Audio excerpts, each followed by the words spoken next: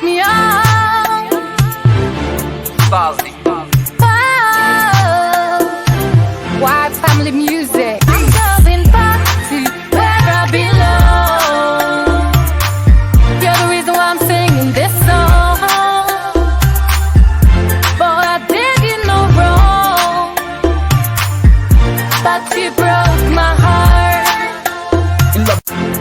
Guys, we're Team Apple and I'm Yaba. We are Ghana bound, and today I want to talk to you about how to prepare your young kids for moving and then living in Ghana. Some of these tips might apply to the whole of Africa or generally relocating your family around the world. However, I'm talking specifically about our move to Ghana today. Now, preparing for certain things in the move is going to be impossible, like the climate. We living in the UK, currently in the winter, can't help the kids to acclimatise to the Ghana weather.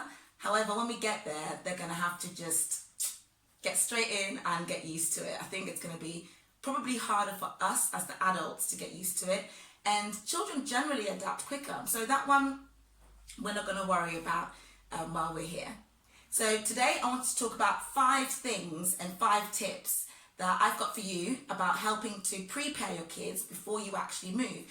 There's so much we can do to help them to get it into their minds and also get it into their day-to-day routines as well before we actually get over there. That way, hopefully, it's not too much of a shock to the system when they go into a whole new culture. Let's start. Number 1, the language. My husband and I, so Sam and I, we don't speak our languages. So we have Ewe, we have Ga, and we have Fanti. We do not speak those languages. We have some understanding of them, but to actually pass it on to our children, it's not there. It's not there.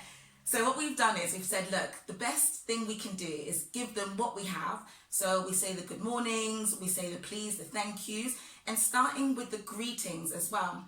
Language is one of those things that is easiest learned when you're actually in it and immersed in it as well. So I think for all of us, once we're over there, we will obviously get it.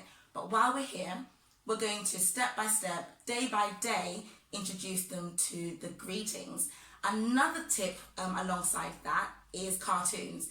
YouTube is awesome, and there are other books as well that you can get, but YouTube is what I've used specifically. There are now Akan languages. They are like nursery rhymes for children in Akan. So I've been putting those on while they've been playing and just having it in the background. So things like rain, rain, cockroach. Sorry if I've said it wrong, but that's one of the ways that my kids have actually started picking up the language, because they learn through songs. I will hopefully get to link in the Akan YouTube channel. It is brilliant. Also, Akili is actually not Ghanaian. However, it's one of the ways that the children have been able to see other African children playing, and also representation matters. So they've really been engaging in Akili, learning their ABCs, their 1, 2, 3s, because they've been seeing other African children in that culture playing outside. Also the housing, also the food that Akili talks about. It's very much to do with the foods on our continent rather than the westernized cartoons that we get, which generally isn't relatable to every African child. With the languages, we have also asked our friends and family who are Ghanaian to speak the languages to the children. We've asked them to only speak Tree or Ewe when they're on the phone to the kids or when we visit them, to allow the children to at least get some basic understanding of it as well, and also to hear it in the background. Hearing it in the background is one way that it seeps in, so when they go out, when they move out to Ghana, it's a common language they generally will hear around day to day as well. So please, friends and family, I know it's hard, especially when we're in the UK, to not speak English to them, but keep speaking Ga, speak Ewe, speak Tree, speak Fanti, speak all of it to them. They will not get confused. They will just get a general understanding of the languages. Thank you. Point number 2. We watch you guys who are posting about Ghana on YouTube all day, every day. You've really inspired us. So shout out Vanessa Camby, Natural Ghana Girl, Malika as well. We've got Wadamaya. We watch all of you guys all day, every day. So we have that in the background. The children are seeing your lives and your Ghana videos. In fact, the kids think they know you. They keep saying, is that my friend, about your kids? And they're saying, is that auntie and uncle? Because they see you. They're so familiar with their faces already. But more than that, they see the videos of the village life that you're putting out there. The children are seeing the day-to-day videos of the Achapong family as well. So shout out to you guys. It makes a massive, massive difference. Also, it's meant that our children are looking forward to the Ghana move because they've seen all the wonderful, positive things that there are about Africa and they can't wait. Hopefully our videos will help you with that as well. When we get over to Ghana, we'll try and give you general day-to-day images and videos through a child's eyes so that your children get to see what they've got to look forward to. Number three, the culture. Adapting children to the respectful culture of Ghana is vital. Ghana culture has almost an unspoken rule of left hand being the dirty hand. So if from wherever you are in the world, you can get that and instill that into your children to not greet with the left hand, to not pass things over with the left hand, and to not eat with the left hand, that will be a great head start. And the younger you start them, the more ingrained it is in their day-to-day. Our child, it seems that one of our kids is left-handed. We just let him get on with writing left-handed. For us, that's not a big deal. I need to focus them on doing things like that with their right hand. Also with the culture, greetings are really important in Ghana. We say good morning, we say good afternoon and good evening. We say that especially to elders, anyone older than yourself. It's very respectful to first go to greet them rather than waiting for them to greet you. We noticed that when we took our youngest to nursery in Ghana, when we took him inside, all the little children pretty much lined up and they said good morning. And these were like 2-year-olds and they came, shook our hands before COVID, came and said good morning auntie, good afternoon, whatever it was, even at such a young age. So we're trying as much as possible to get that into our kids. It's not something that's done here in the UK, so it's a little bit challenging because when they're going with their friends or they're going to play dates or they're going to school, they're just bolting straight for play. They don't stop to greet the elders or greet the adults.